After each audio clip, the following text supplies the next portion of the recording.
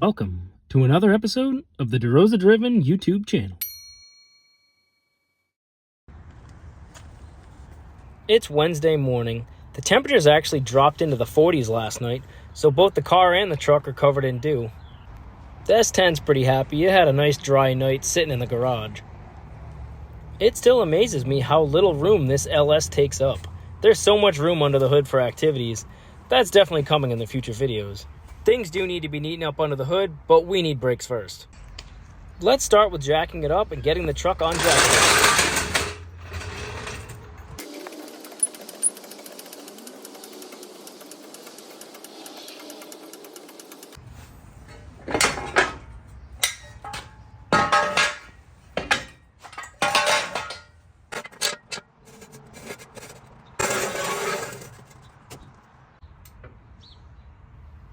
Now that the truck's dropped down onto the jack stands, I'm going to leave the jack underneath just as a precaution because these are up there pretty high.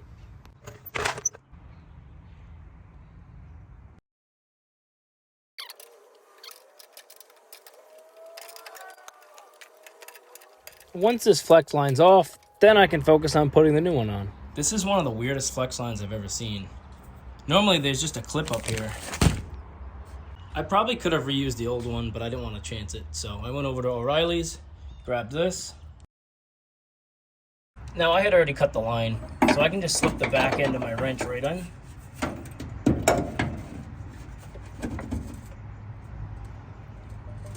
Oh, looks like that did it.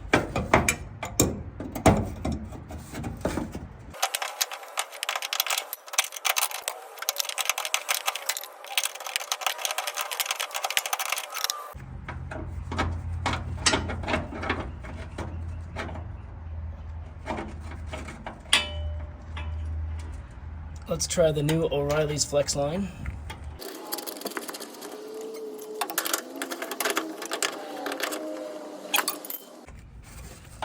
All right, let's reinstall our brake line.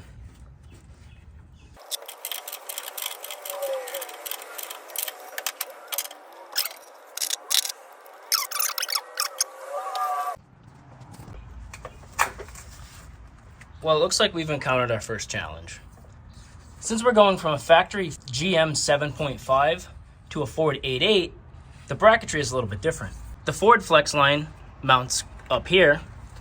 The GM flex line is obviously not going to fit.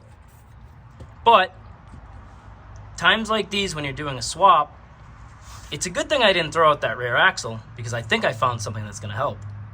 Here's that factory 7.5 that I grenaded in the truck. This little bracket should work perfectly to adapt the 7.5 flex line right to the 8.8.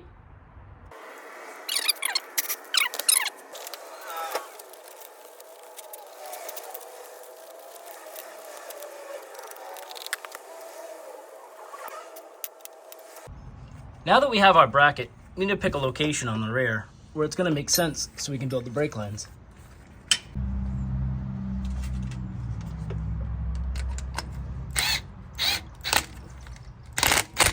Perfect. Now we have the flex line installed on the bracket. We have to pick a spot on the rear axle that makes sense. Up here, it's just going to be a little bit too far to stretch the brake line. Down here, that'll be a little too low.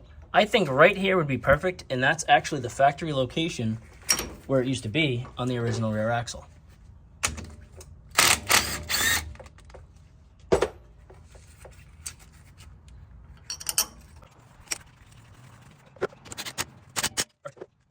That fit perfectly. This is a little trick I like to use to get stuck brake line fittings out. Once the socket's hammered over the fitting, you take your ratchet and it'll come right out.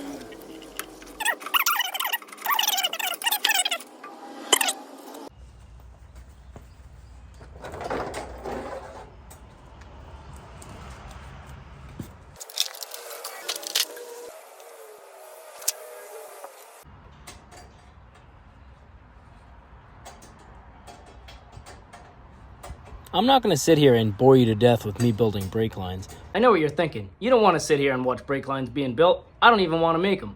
But With this camera, you can do them really fast.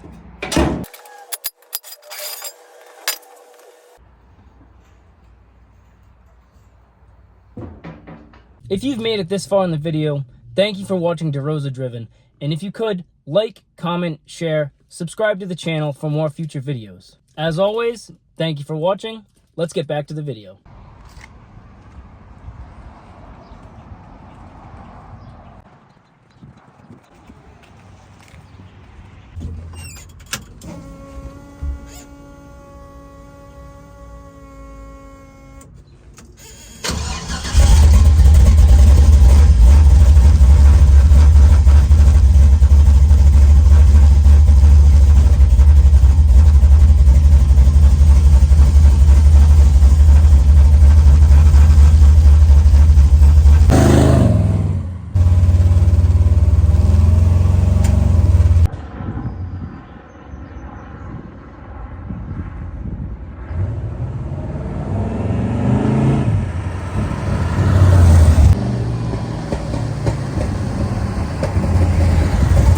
Well, she's finally back out running.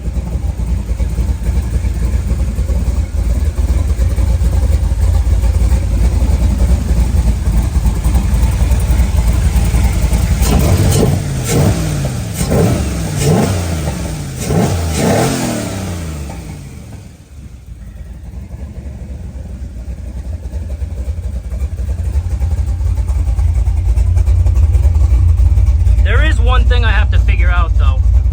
Something's going on with the wideband. It's either dirty or it needs to be replaced. Shouldn't have to be replaced. This truck only has about 1,000 miles on it.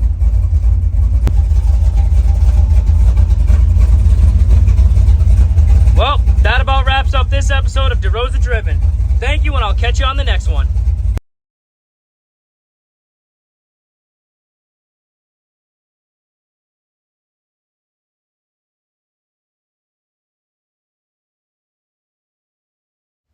The brake lines are built, everything's bled, and now the truck's ready to be dropped back on the ground.